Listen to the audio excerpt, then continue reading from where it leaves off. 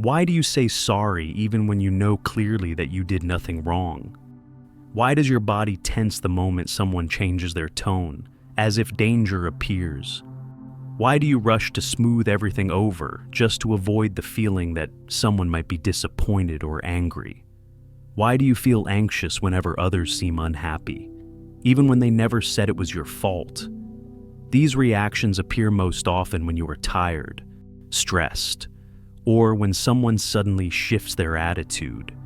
They reveal that your body is still responding to memory, not to the present moment.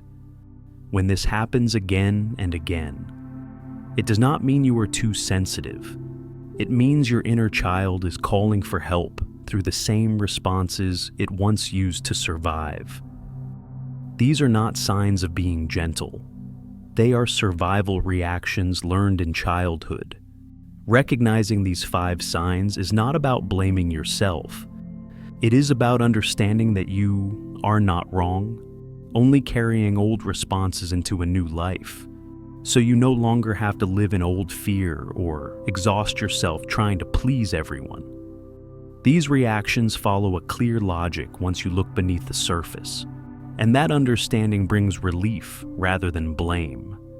Children cannot escape unsafe environments, so the body learns survival strategies to reduce threat and emotional risk. Those strategies do not disappear with adulthood. They continue as unconscious reactions in daily life. The brain does not clearly separate past danger from present safety without relearning it.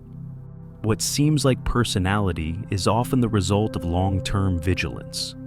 When childhood environments shift unpredictably, a stable sense of safety never forms, which explains strong reactions to small emotional changes in others. Recognizing these signs helps you step out of survival mode and begin creating safety for yourself now. When survival patterns begin to speak, this sign usually speaks. The first sign is apologizing too much even when you are not at fault.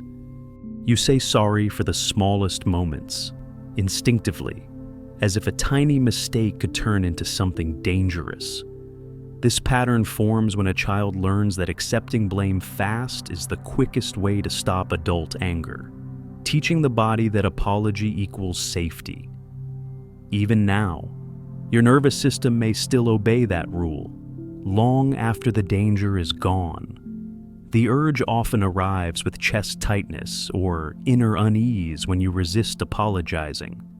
This is not a flaw or weak character. It is the imprint of a child who once had to shrink themselves to keep peace. When apologizing no longer feels enough to restore safety, the fear often turns inward. The second sign is blaming yourself the moment others seem slightly uncomfortable. A small shift in tone, a pause in conversation, or a different facial expression can instantly make you feel responsible. This pattern forms when, as a child, you had to track adult moods closely to stay out of conflict. Your sense of safety depended on reading emotional signals correctly. Now, your body still reacts as if another person's discomfort is a direct warning to you. When someone becomes quiet, your mind races through negative possibilities, echoing a childhood where silence often came before emotional storms. This is an alarm system set too high, not a flaw in you. It formed when you were too young to protect yourself in mature ways. When self-blame becomes familiar, control often shifts into your words. The third sign is over-explaining your actions. You constantly clarify, justify, and add more details, even when a simple answer is already enough. As a child, not explaining yourself could lead to being misunderstood, scolded, or labeled as bad. Silence was risky, so words became protection. Over time, your brain learned to believe that proving your innocence was necessary to stay safe. Now, anxiety appears right after you speak, pushing you to correct, add, or soften what you just said. This shows a lingering fear of being misjudged or evaluated negatively. Over-explaining is not poor communication. It is the inner child asking to be accepted, asking not to be judged again. As the need to explain fades, another reaction often rises beneath it. The fourth sign is feeling guilty when you try to set boundaries, when you want to say no. A wave of guilt moves through your chest even when you know you are exhausted. This feeling comes from childhood, when your needs caused adult displeasure, and displeasure meant danger. Safety depended on not asking for too much. Now, each time you choose yourself, old memory returns and guilt is mistaken for wrongdoing. The urge to disappear or give in is a signal that you once had to abandon your needs to keep adult love. This is not real guilt. It is the echo of a childhood where choosing others felt safer than choosing yourself. When guilt around boundaries becomes familiar, attention often shifts fully outward. The fifth sign is prioritizing other people's emotions over your own. You constantly adjust your behavior to match how others feel, trying to prevent anger, disappointment, or emotional explosions. In childhood, keeping the peace was not kindness, it was emotional survival. Your safety depended on making sure others stayed calm. Now, your body still places others first automatically, believing this is the only way to avoid being hurt.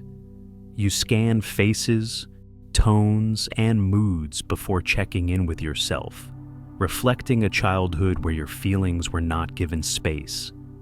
This is not natural selflessness. It is a survival strategy learned when your own emotions were not protected. After seeing how these patterns shaped your reactions, the next step is learning how to respond with care instead of fear.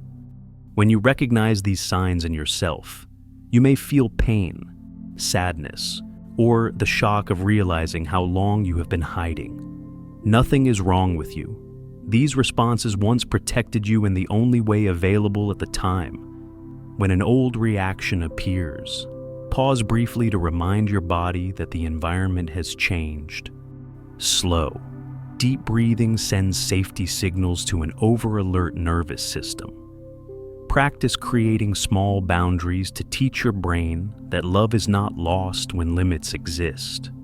Speak to your inner child daily, reminding them they do not need to carry others' emotions to belong.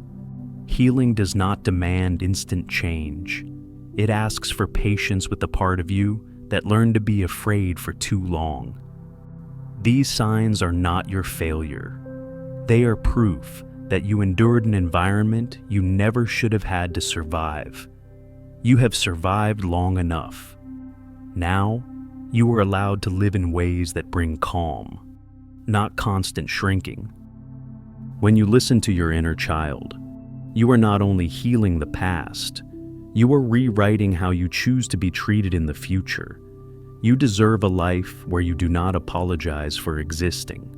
Do not scan moods to stay safe, and do not make yourself smaller to be loved.